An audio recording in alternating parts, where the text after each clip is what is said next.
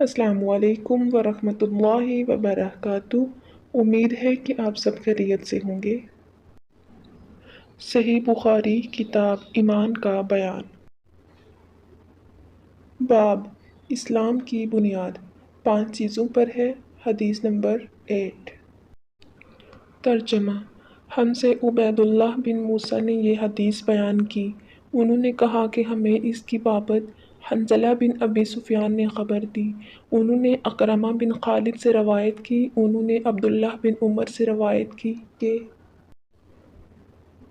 رسول اللہ صلی اللہ علیہ وسلم نے فرمایا، اسلام کی بنیاد 5 چیزوں پر قائم کی گئی ہے۔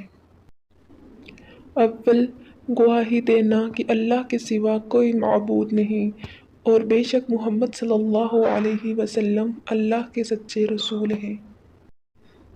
اور نماز قائم کرنا اور زکوٰۃ ادا کرنا اور حج کرنا اور رمضان کے روزے رکھنا۔